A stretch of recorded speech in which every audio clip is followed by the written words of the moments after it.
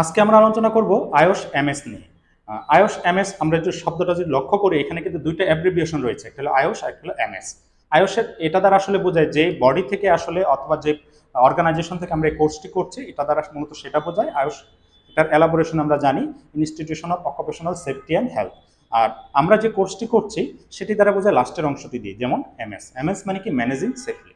Managing safely safety প্রফেশনালদের জন্য একটি চমৎকার কোর্স। এই কোর্সটিতে খুব দারুণভাবে একজন বিগিনার সেফটি প্রফেশনালে আসলে তার করণীয় কি এবং সেফটিতে অ্যাজ এ প্রফেশনাল হিসেবে তার কি রোলস রেসপন্সিবিলিটি এই সম্পর্কে উত্থাপন করার চেষ্টা করা হয়েছে।